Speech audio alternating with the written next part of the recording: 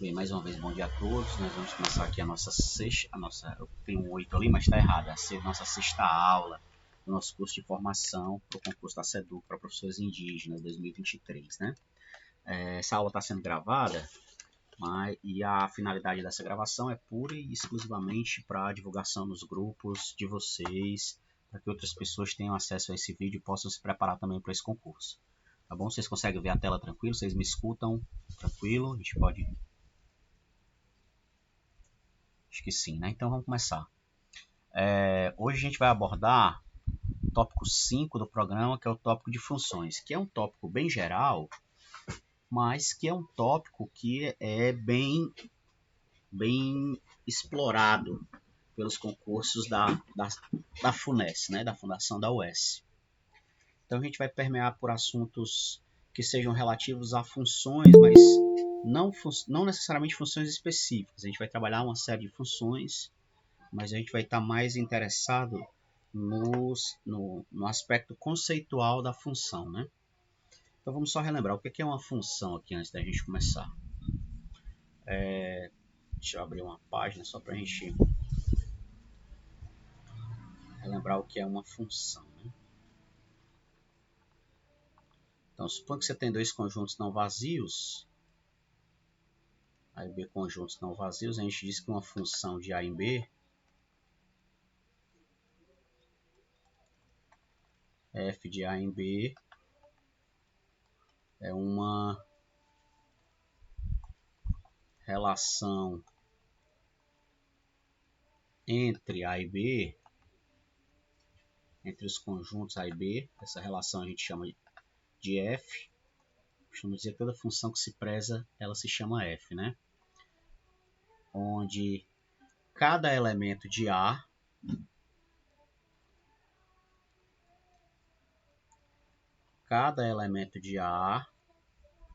é levado num elemento de B. Cada elemento de A é levado num único elemento de B, certo? E a forma como esse elemento é levado, ela se dá por uma regra que nós chamamos lei de formação, né? Então, a função f ela associa elementos do conjunto A em elementos do conjunto B por meio de uma regra, e essa regra é o que a gente chama de lei de formação da função. Então, para que eu tenha uma função, a gente precisa ter aqui três coisas, né? Primeiro, um domínio, que é um conjunto de saída. Domínio da função, que no caso é o nosso conjunto A, que é o conjunto de saída, que é o conjunto dos elementos que vão ser transformados. Ou melhor, o conjunto dos elementos a transformar. A gente precisa de um conjunto de chegada, que é o contradomínio.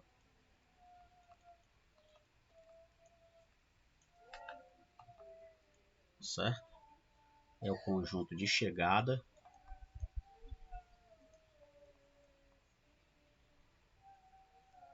E a gente tem o conjunto imagem, que é o conjunto dos elementos que são atingidos, o conjunto dos elementos do contradomínio, que são atingidos pela função, né? A imagem, que é o conjunto dos elementos do contradomínio, que são atingidos pela função, conjunto dos y's, tal que y se escreve como imagem de alguém do domínio, né?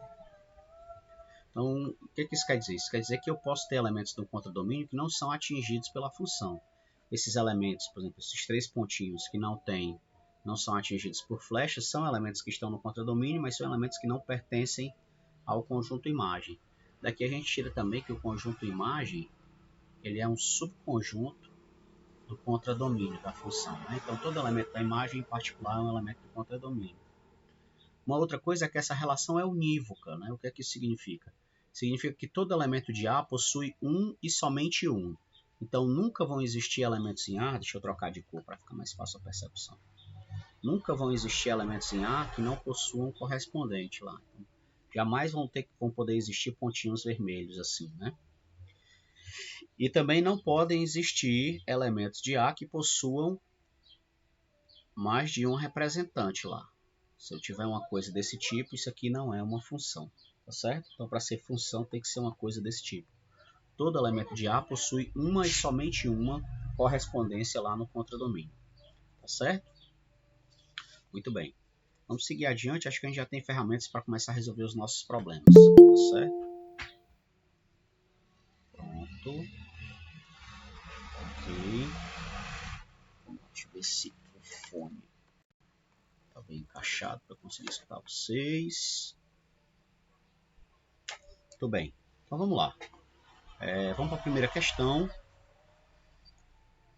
É um problema. Opa, a primeira é aquela que eu coloquei lá em cima, né? A gente pula aqui para dar a explicação. O problema de Amontada 2016. Tá bom? O problema diz o seguinte: seja f de x uma função, aqui o enunciado não diz, mas a gente pensa que é uma função real, né? Vamos lembrar que assim, é um problema que está mal elaborado, mas que nos deixa alguma percepção, né? Seja a função f de x igual a menos x quadrado mais x mais c. Ele quer saber os valores respectivos de b e c. Aqui, deixa eu só ver aqui uma coisa. Tá faltando aqui o b. Só um minuto, pessoal. Deixa eu conferir. Deixa eu ver aqui uma... Com certeza está faltando o valor do b. Deve ter sido um problema na hora da digitação.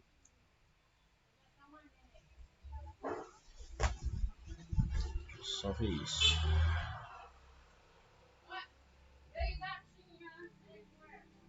Eu tenho o valor do c, mas não tenho o valor do b. Deixa eu só conferir isso. Ah, achei o erro. É porque é menos x quadrado mais bx mais c, tá? Aconteceu aqui um errinho de digitação. Menos bx mais c. Deixa eu apagar isso e colocar menos bx mais c. Então eu quero os valores respectivos de b e c que tornam uma das raízes de f nula e fazem com que o seu ponto de máximo tenha a abscissa x igual a 3. Muito bem. Então vamos lá. Primeira coisa, raiz nula. Certo? O que é uma raiz nula? Raiz nula significa dizer que o f de zero... O que é uma raiz de um modo geral, né? O que é a raiz de uma função? A raiz de uma função é um valor x, que pertence ao domínio dessa função. Aqui não está implícito, mas a gente pensa que f é uma função que vai de R em R, né? Pelo menos deixa isso implícito. Então a raiz é um valor x do domínio que satisfaz a seguinte condição. Tal que f de x é zero. Então eu estou procurando valores que fazem com que a imagem do zero por essa função seja zero. Eu quero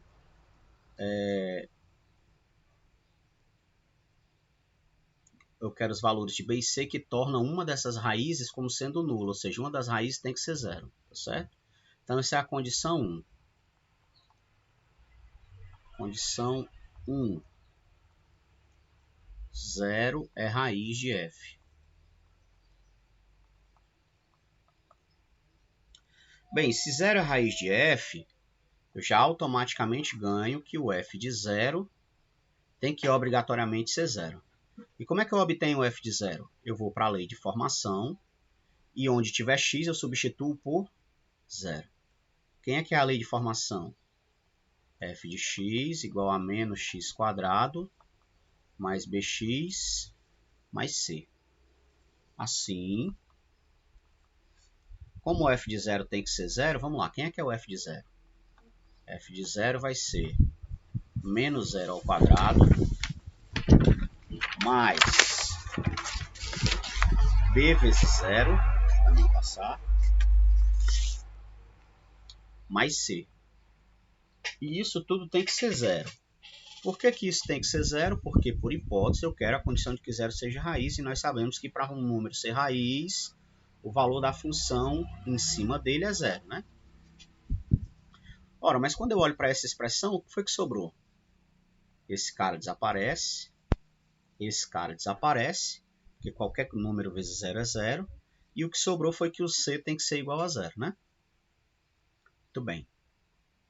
Logo, o C tem que ser igual a 0. Se eu olhar para os itens, eu já consigo responder, né? Porque o único item onde tem 0 é esse, ó. Item D. Se eu olhar para os itens, eu já consigo responder. Certo? Agora, por outro lado, como é que eu saberia se esse de fato é o item correto, né? Isso seria suficiente. Você pode marcar e ir embora. Lá na hora da prova você tem pouco tempo. Então, achou algo desse tipo, marca e vai embora. Certo? Não vamos ficar refletindo. Aqui é porque a gente vai refletir, porque o nosso intuito é que vocês construam esse conhecimento. Mas lá na hora da prova, você quer ter essa certeza. Então, vamos lá. Achei que o C é 0. Tudo bem. Então, como é que eu escrevo a minha função agora? Como C é 0, temos que o f de x vai ser menos x² mais bx, que eu já sei que o C é 0. Aí ele está dizendo o seguinte, ó, ele está dizendo que o ponto de máximo tem a abscissa x igual a 3. Se você olhar para essa função, essa é uma função quadrática e o a é negativo, né? Como é que eu esboço o gráfico dessa função quadrática? Ela é uma parábola e a concavidade dessa parábola é voltada para baixo. A igual a menos 1, que é negativo. A gente sabe que se o a é negativo, a concavidade da parábola é para baixo. Logo, como é que é o gráfico dessa parábola? Ela vai ser uma coisa desse tipo, né? Por isso que ele diz que eu tenho um ponto de máximo. Quem é esse ponto de máximo? É o vértice.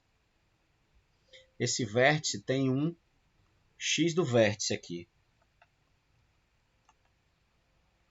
E como é que eu determino o x do vértice?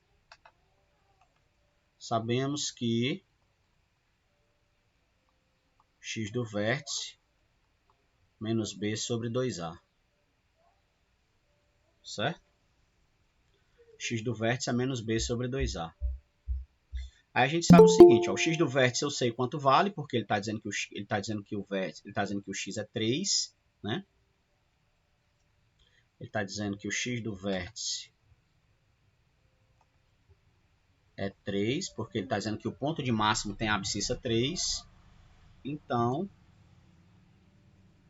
3 vai ser igual a menos o b, que é o que eu quero descobrir, sobre 2a. 2a é 2 vezes menos 1.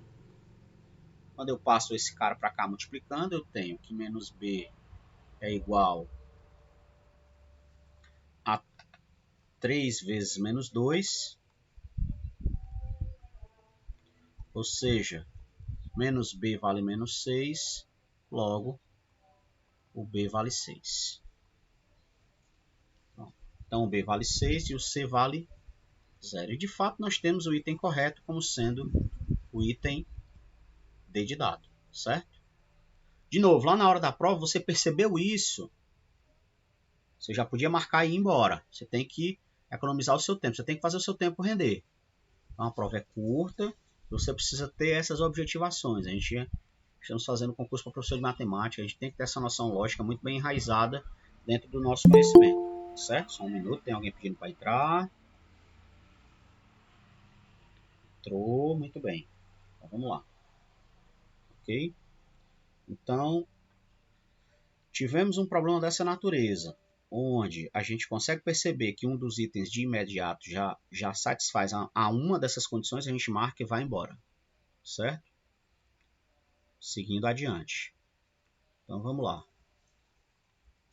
Esse é um problema mais quente, né? Um problema recente, a gente já tratou problemas dessa prova na aula passada, a gente tem tratado problemas de Sobral 2023, e é muito bom que a gente trate tópico por tópico os problemas desse concurso, porque é um concurso recente, é algo que a FUNESC tem feito, então a gente já tem um fio condutor de como ela está trabalhando esse ano, né? O que eu posso dizer da análise que eu fiz é que não muda muito essa sistemática, certo? Então a FUNESC parece que trabalha muito dentro no mesmo sentido, ela não muda muito o estilo de trabalho, e a gente pode perceber isso nesse concurso Sobral 2023, tá bom? Vamos fazer esse concurso. Aqui é um problema que a gente chama de problema de modelagem. O que é um problema de modelagem?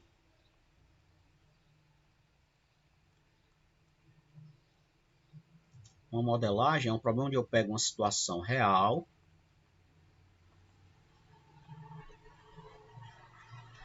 e trago essa situação real para o formato matemático.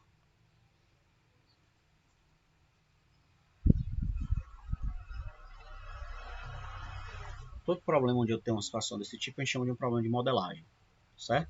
Vamos ver o que ele diz. Uma caixa d'água tem capacidade de 3.000 litros e tem uma torneira no fundo por onde escoa a água. Tem mais alguém pedindo para entrar? Pronto. Então, a caixa tem 3.000 litros. Vamos fazer um esboço da situação aqui para a gente entender o que está acontecendo.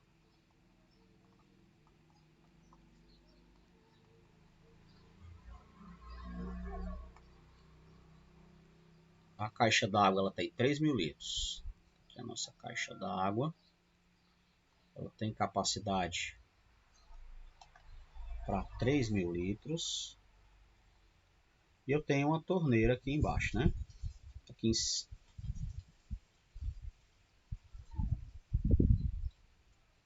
Pronto, tá aí a torneira. Certo? Aí ele diz o seguinte, ó. De modo por onde escoa a água, de modo que, estando a caixa cheia e abrindo-se a torneira depois de um tempo t, o volume de água que permanece na caixa é dado pela função V de t. Então, eu tenho uma função que determina o volume após o tempo t, né? O volume que permanece. O Vt é 3.000 menos AT, certo? Onde A é um número real constante. Às 11 horas, a caixa estava cheia. Então, aqui é o volume às 11 horas, ó. Certo?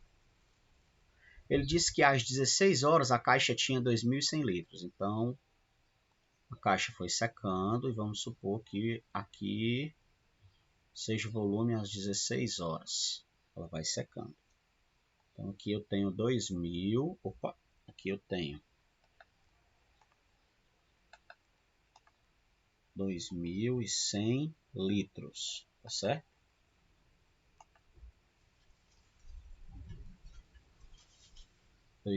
litros. Aí ele quer saber o seguinte, ó. Nessas condições é correto dizer que a caixa conterá apenas 840 litros AS.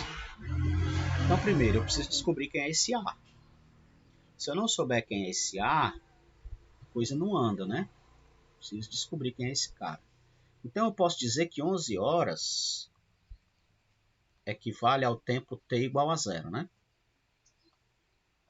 Por que eu posso dizer que equivale ao tempo t igual a zero? Porque quando o volume, quando o tempo é zero, é 3.000 menos A vezes zero, que é 3.000, que é o que eu tenho inicialmente, né? Ok? Muito bem. Agora, para eu descobrir o valor do A, eu vou olhar para o volume às 16 horas. Se 11 horas é o tempo t igual a zero, 16 horas vai ser que tempo? Vai ser 16 menos 11, ou seja, t igual a 5. Certo?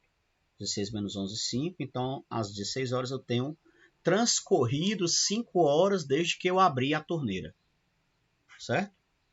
Pessoal, se vocês tiverem alguma pergunta, vocês podem levantar a mão. Vai aparecer o sinal sonoro aqui. Vocês podem ficar à vontade. Bom? Vocês entendam. 11 horas é t igual a 0. 16 horas, t igual a 5. Logo, quando t é 5, o volume transcorrido 5 horas vai ser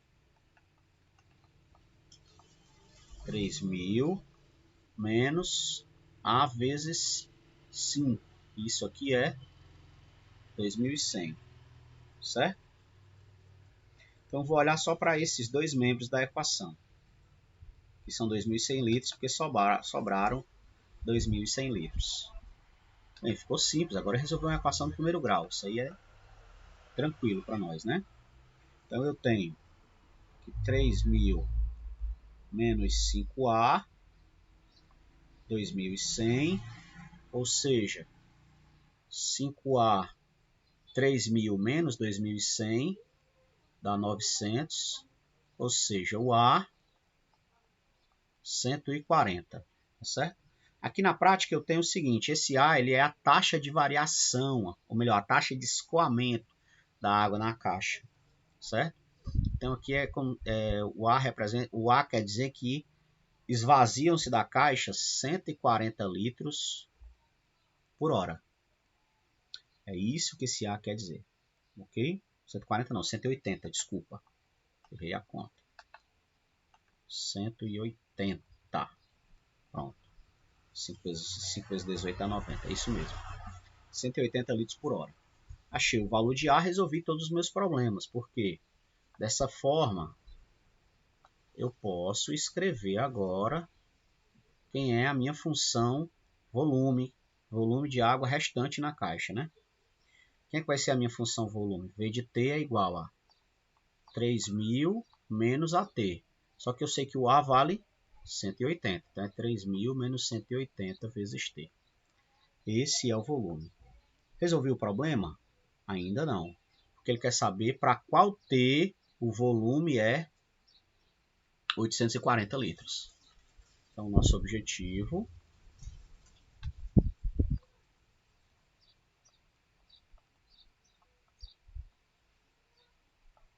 é determinar para qual T, V de T vai ser igual a 840 litros. Então, o que é que eu vou fazer? Eu vou pegar essa expressão e igualar a 840. Daí, o que eu tenho? Eu tenho que 840 tem que V de T tem que ser igual a 840, que vai ser 3.000 menos 180T. Outra equação do primeiro grau. Pego 180T e jogo para lá, pego 840 e jogo para cá. 180T, 3.000 menos 840, ou seja, 180T vai ser 3.000 menos 840, acho que vai ser 1.160. 2.160, né? 2.160, ou seja, quanto é que vale o meu T? 2.160 dividido por 840. Vamos ver quanto é que dá isso, né? Não tenho nem ideia. 5 não dá, né? Tem que fazer. Cancela logo 0 com 0, né? 2.160 dividido por 140. Vamos fazer isso na mão, gente. Vamos dar o exemplo, né? 2.160. Vou pegar 216 e dividir por 84. 3 não vai dar, né? Porque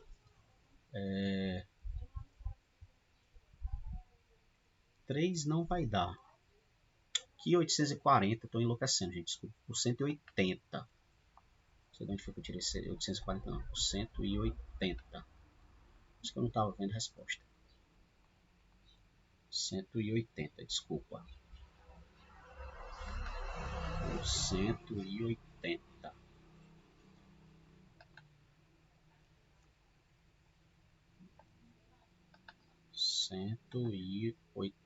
Que aqui fica 18, né? Dá 1. 18. Resta 3. Aqui embaixo 6 dá 2. Então pronto, são 12 horas. Então 12 horas após o início da abertura da torneira, a caixa vai ter apenas 840 litros. Como a caixa foi aberta às 11 da manhã, 11 mais 12 dão 23 horas. Então, como a caixa foi aberta às 11 da manhã, nós temos que 11 mais 12,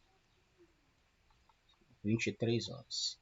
Então a caixa vai ter 840 litros às 23 horas, tá certo?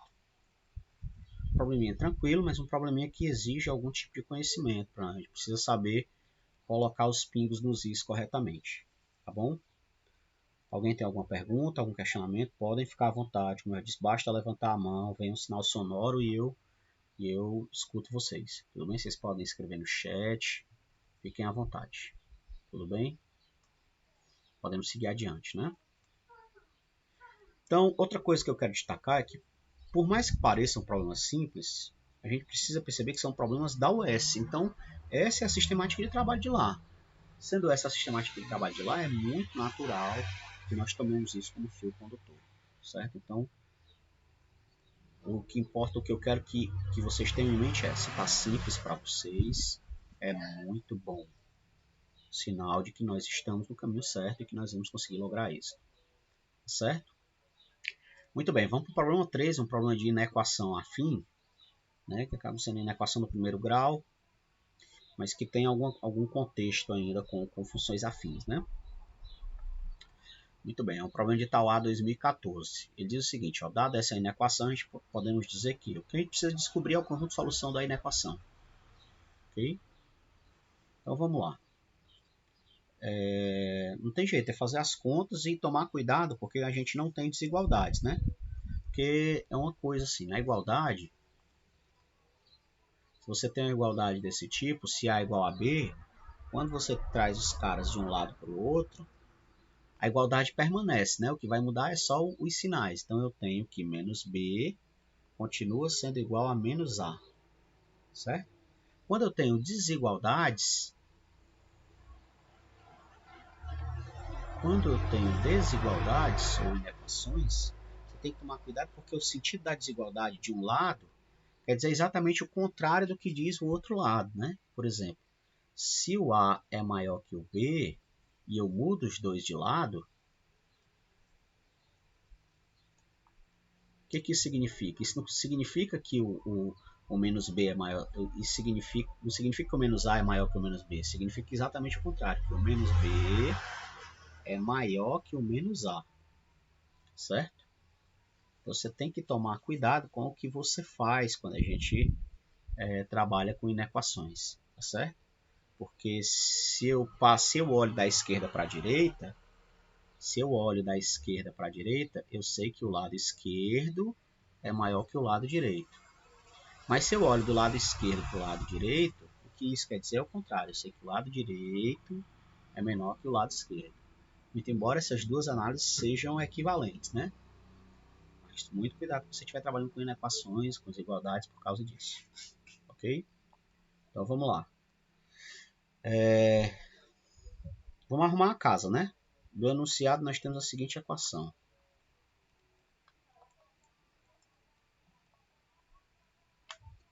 Nós temos que x mais 5 sobre 3 mais 3x menos 1 sobre 7 é maior que 6. Então o que eu tenho que fazer aqui? O primeiro passo é tirar o MMC, não tem jeito. Tira o MMC de 3 e 7.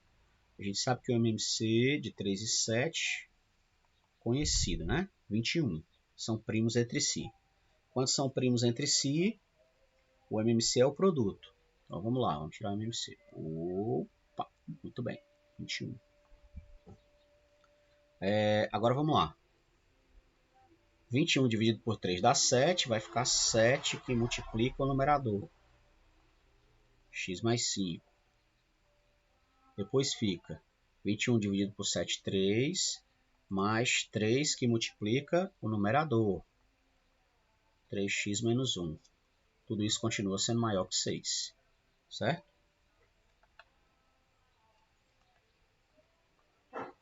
Agora vamos lá. Esse 21 está dividindo. Eu levo ele para lá, multiplicando. Então o que eu tenho? Eu tenho que 7 que multiplica x mais 5, mais 3 que multiplica 3x menos 1, é maior que 6 vezes 21. Ok? Vamos arrumar a casa do lado esquerdo de novo. Quando eu arrumar a casa do lado esquerdo, propriedade distributiva da multiplicação. Ó. Esse vezes esse, mais esse vezes esse. Esse vezes esse, menos esse vezes esse. Certo? Então vamos lá. 7x mais 7 vezes 5, 35, mais 3 vezes 3x, 9x, 3 vezes menos 1, menos 3. Isso aqui tem que ser maior do que 6 vezes 21 vai dar 126. Vamos lá. Vamos juntar tudo agora. 7x mais 9x, 16x. 35 menos 3, 32. Tudo isso tem que ser maior que 126. Certo?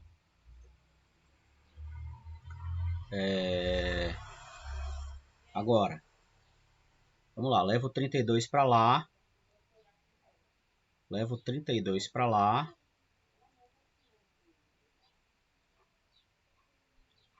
Levo o 32 para lá, subtraindo. Então, vou ter... Levo 32 para lá, subtraindo. Então, vou ter que 16x é igual a 126 menos 32. Opa, maior, igual não. Maior. Certo? Então, eu vou ter que 16x... Aqui foi alguém levantando a mão? Não, alguém pediu para participar. Muito bem. Então, vou ter que 16x... Tem cara de anulada, viu, galera? 16x mais 126 menos 32 vai dar... Sou péssimo em fazer conta de cabeça. Acho que vai dar 94, né? 4, 9, 94. Cara de anulada total. Total. Anuladíssima. Porque o x tem que ser maior do que 94 sobre 16. Se eu simplificar essa coisa aqui, 16 vezes 5 dá 80, vezes 6 dá 96, vai dar 5 e alguma coisa. Então só dá para simplificar mesmo. Então x vai ser maior do que 94 sobre 16, eu divido tudo por 2, né? 94 dividido por 2 dá 47. 16 dividido por 2 dá 8. Pronto. Anuladíssima. Vou até conferir para ver se não se não foi um erro de digitação, mas tenho quase certeza que não, viu? Vou pegar aqui Tauá 2014. Tauá 2014. Só pegar ela aqui, só desencargo de consciência mesmo. Ah, não, tem um erro de digitação, galera. Aqui é menos. Menos. Então vai ser 7x mais 35 e aqui é menos. Se aqui é menos, aqui é mais. Pronto. Agora vamos ver aqui.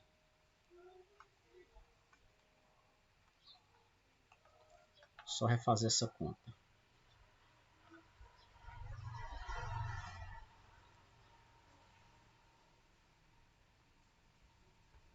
Então vamos lá. Aqui vai ser 7x menos 9x menos 2x. 35 mais 3, 38. E lá continua maior que 126. Muito bem. Aí eu faço agora isso de novo. Menos 2x maior que, levo 38 para lá, 126 menos 38. Ou seja, menos 2x maior que 126 menos 38. 126 menos 38. Fica 11, 16, 8, 11 menos 3, 8, 88. Eu tenho que pedir desculpas ao pessoal da comissão organizadora. Não está anulada. Então, se menos 2x maior que 88, aí o que eu tenho que fazer? Tenho que multiplicar por menos 1. Quando eu multiplico por menos 1, o que acontece? o sentido da desigualdade muda de lado. Então, vou multiplicar todo mundo por menos 1. Vou pegar menos 2x vezes menos 1. Aí muda o sentido da desigualdade. 88 vezes menos 1. Então, menos 2x vezes menos 1 dá 2x, menor que 88. Menos 2x menor que 88. Ainda assim tem um erro de sinal aqui. Eu não estou vendo que erro de sinal é esse. 38. Alguém consegue ver esse erro de sinal? Eu não estou enxergando. Teve alguém que abriu o microfone aí.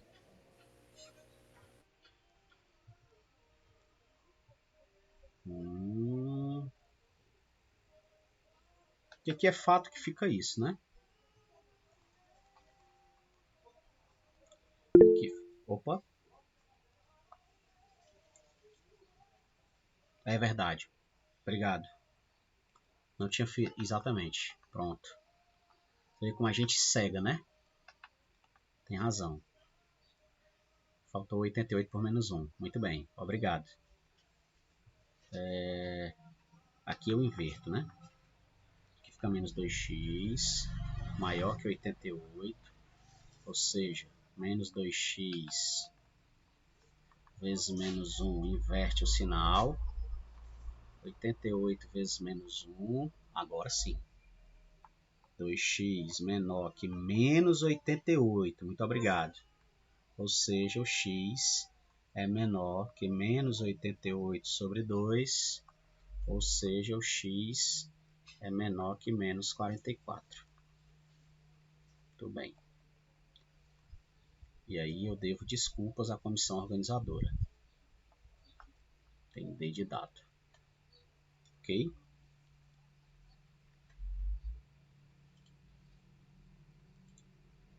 Tudo bem. Deixa eu ver o que foi aqui. Obrigado aí ao Antônio Newton. Atento aí na nossa solução. A gente tem que tomar cuidado também para não cegar com coisas simples, né? Às vezes a gente ceguei. Ceguei aqui, olhei e disse, meu Deus. Ceguei.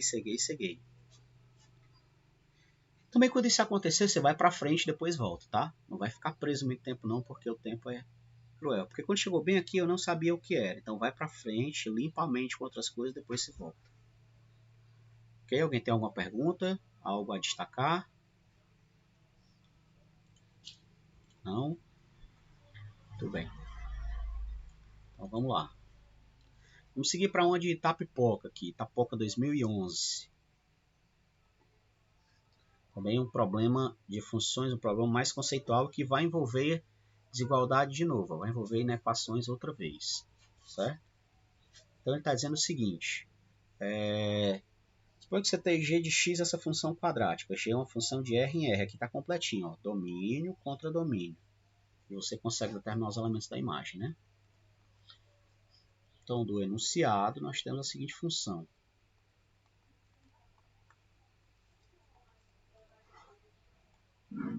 Nós vamos ter que g é uma função de R em R. E ela é dada por g de x igual a x quadrado menos 5x mais 6. Essa função é a famosa, é uma função clássica. As raízes são 2 e 3, né? Que é x menos 2 que multiplica x mais 3, x menos 3. Pronto. A função é uma função clássica. A soma das raízes dá 5 e o produto dá 6. Pronto. E ele define o seguinte conjunto M. Ele diz que M é o conjunto dos x reais, tais que g de x é menor ou igual a 6. G de x é menor ou igual a 6. Aí ele pergunta, ele quer saber quem é o M. Certo? Ele quer saber quem é o M. Muito bem. O nosso objetivo é determinar o M.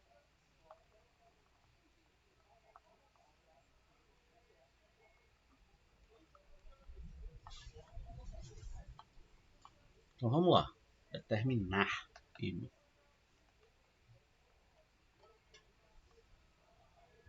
Ok. O lance é o seguinte, se um determinado x pertence a M, ele obedece àquela condição. Então, g de x é menor ou igual a 6. Ou seja, quem é que é g de x? X² menos 5x mais 6 é menor ou igual a 6. Posso cancelar o 6 com 6, né? O que eu tenho? Eu tenho que x² menos 5x é menor ou igual a 0. Certo? Então, determinar os valores de x que satisfazem essa condição, se um determinado valor de x satisfaz essa condição, ele automaticamente também satisfaz essa condição. Então, eu vou olhar para essa função gx de tio, ou g tio de x, a função real g tio de x, certo? G tio de x de m em R, que satisfaz essa condição, né? X² g tio de x é x² menos 5x. E eu quero determinar os valores por qual g tio de x é menor ou igual a 0. O conjunto de solução dessa desigualdade é igual ao conjunto de solução dessa desigualdade. E aí eu acho quem é o m, né? Tudo bem. Então o que a gente tem que lembrar? Primeiro, quem é que são as raízes aqui? Quem é que são as raízes de g tio de x igual a x² menos 5x. Determinar as raízes significa pegar a lei de formação e igualar a zero, né? Para determinar os valores que anulam a função. Então eu tenho x² menos 5x igual a zero. Boto o x em evidência. Fica x menos 5 igual a zero. Ou seja, x igual a zero ou x igual a 5, né? Ok? Então vou marcar aqui na reta real. X igual a zero, x igual a 5. Muito bem. X igual a zero, x igual a 5. Essa expressão é côncava para cima, então a parábola faz uma coisa desse tipo, né?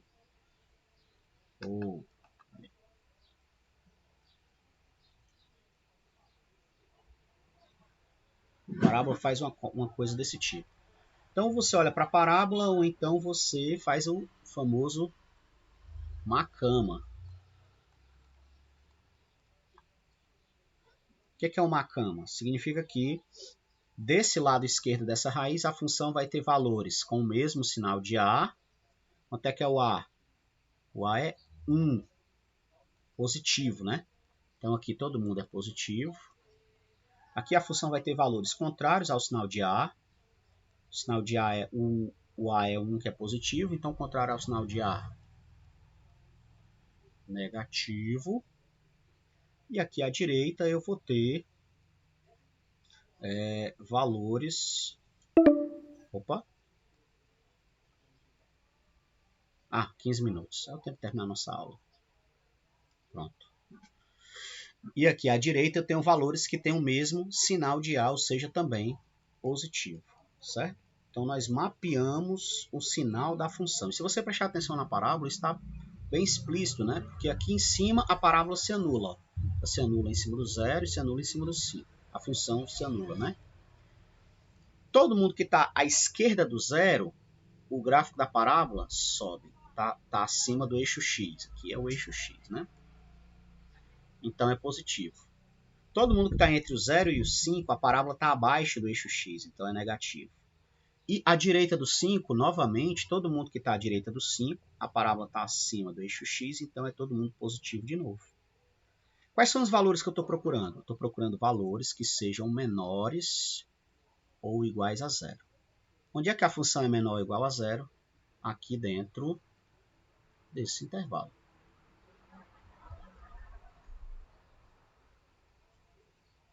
Então, quem é o M? O meu conjunto de solução. O meu conjunto de solução, portanto, o M, que é o meu conjunto de solução, vai ser o conjunto dos x reais, tais que 0 menor ou igual a x, menor ou igual a 5. Ok? Que é esse intervalo, que eu também poderia escrever em termos de intervalo 0,5 fechado. Ok? Vamos olhar aqui. Resposta correta. Item C de casa. Certo? Tranquilo com isso? Alguma pergunta? Alguém tem algum questionamento? Isso é um problema... Não chega a ser um problema difícil, galera. Todos esses problemas que vão envolver desigualdade são problemas dessa natureza. Tá bom? No sábado, a gente vai trabalhar outro tipo de função. A gente vai trabalhar funções exponenciais e logarítmicas. Aí lá a gente vai ter uma análise um pouco mais complexa, porque as funções, quando se anulam em pontos muito específicos. Se a gente olhar para a função exponencial canônica, ela nem se anula. A função logarítmica se anula, mas ela tem um limitante inferior do domínio, que é o zero. Certo? Muito bem, vamos para a próxima. Ó, esse aqui é um problema de Tianguá 2016, também relacionando funções quadráticas. Ok? Ele diz o seguinte, ó, considera as funções quadráticas. Aí você tem essa, x² menos x menos 6, e a mesma função que a gente tratou no problema anterior, x² menos 5x mais 6. Essas funções são de R em R, então tanto f como g estão definidas de R em R. São funções bem amplas, né? Ele quer que eu assinale a alternativa falsa. Aqui a gente tem que tomar muito cuidado, porque às vezes a gente olha o primeiro item e vê que é verdadeiro. Aí já marca de cara. Mas ele quer a falsa. Então, a gente infelizmente, a gente tem que analisar todos os itens. Vamos fazer... Alguém fez uma pergunta? Alguém está pedindo para entrar? Alguém está pedindo para entrar. Pronto. Então, vamos lá. Então, aqui o que eu tenho que fazer? Galera, outra coisa. Se o link cair e a gente estiver no meio dessa questão na outra, automaticamente pega outro link e jogo lá no grupo, tá bom? Então vocês ficam atentos aí para a gente voltar e terminar as questões. Vamos lá. Vamos fazer considerar algumas observações sobre as funções. Vamos olhar primeiro essa. F de x igual a x² menos x menos 6. Vamos olhar quem é que são as raízes. Logo de cara. As raízes são dois números que somados dão 1. E multiplicados dão menos 6. Então, que números são esses? 3 e menos 2. Vocês conseguem perceber isso. A soma dá 1, ó, menos 2. Certo? A soma dá 1. A soma é menos B sobre A, né, que é 1. E o produto é C sobre A, que é menos 6. Muito bem. Agora, a gente sabe que o delta é positivo, ela vai tocar o eixo x em dois lugares, menos 2 e 3, certo? Muito bem. Agora vamos olhar para G. G de x é x² menos 5x mais 6. Essa a gente viu lá no último problema. Quem é que são as raízes? São dois números que somados dão 5 e multiplicados dão 6 positivo, né? Então a gente sabe que x1 é 2, x2 é 3. Então a gente já sabe que essas funções possuem uma raiz em comum. Ó. Se elas possuem uma raiz em comum, elas vão passar no eixo x pelo mesmo lugar. Então os dois gráficos já se tocam aí. Beleza? Aí é tranquilo com relação a isso. Agora vamos olhar os itens, ver se a gente consegue concluir alguma coisa a partir dos itens. O gráfico de f e de g corta o eixo x em apenas 2 pontos. Verdade, tem duas raízes. Ó. Então, item A. Verdade. Por quê? Porque f e g possuem duas raízes.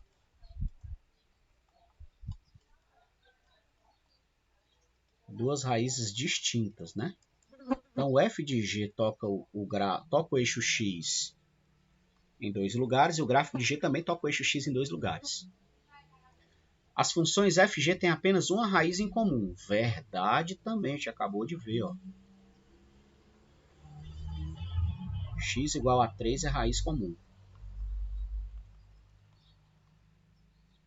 Então, só sobrou o item C e o item D. Vamos olhar essa aqui. Os gráficos dessas funções têm somente um ponto em comum.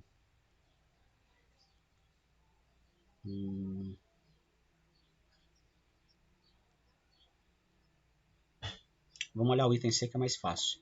E se o item C for mais fácil, a gente já mata por exclusão. A gente diz que a resposta é o item D. Certo? Vamos olhar o item C. Ele está dizendo o seguinte, ó. As abscissas dos pontos dos gráficos de f e g onde ocorrem os mínimos dessas funções são 5 meios e 1 meio. Bem, ambas têm mínimo porque ambas são côncavas para baixo, né? O A é positivo para as duas. O A da F é 1 e o A da G também é 1. Então, quem é que é o x do vértice da F? Vai ser menos B sobre 2A. Então, o x do vértice da F vai ser... Quando eu olho para a F é essa, ó. X² menos x menos 6. Então, menos B sobre 2A. Menos 1 meio.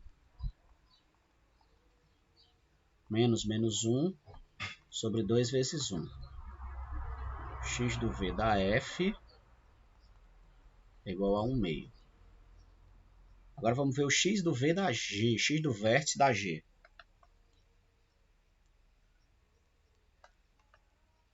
X do vértice da G. Menos B sobre 2A também. Então vai ser o x do vértice da G lá vai ser menos 5 sobre 2A. Ou seja, o x do vértice da G vai ser 5 meios. Agora vamos analisar o item. As abscissas dos pontos dos gráficos de f e g ocorrem os mínimos dessas funções são 5 meios e 1 meio, aqui está o erro, respectivamente. Certo? Não é respectivamente. Por quê? Porque a abscissa do x do vértice da f é 1 meio. A abscissa do vértice da G é 5 meios. Então a ordem está trocada. Aqui tinha que ser G e F. Ó. Aqui é G e aqui é F. Então não é respectivamente, porque respectivamente obedece à ordem. Quando ele diz de F e de G respectivamente, significa que o x do vértice da F é esse, o que é falso, e o x do vértice da G é esse, que é falso. Então esse item é falso por um detalhe. Falso por causa da palavra respectivamente. Somente por isso. Ok? Então, esse é o item correto. Esse é o falso. Muito cuidado com os enunciados também, galera. Isso mostra o quanto a gente tem que tomar cuidado com esses detalhes. Vou passar para a próxima, porque pode ser que o vídeo acabe, né? Vamos lá, vamos para a última dessa sessão. Ele diz o seguinte, ó. O domínio é o conjunto que contém todos os elementos de x para o qual a função deve ser definida, aquilo que a gente falou no começo. Assim sendo, a opção que indica o domínio da função f de r em r dado por essa expressão, f de x igual a raiz de x menos 2 sobre 1 menos x, vai ser... Quando eu falo em domínio mais amplo possível, certo? Então a gente tem que observar o seguinte, ó. Tanto o domínio como o contradomínio, em particular o domínio, deve obedecer às condições de existência da lei de formação.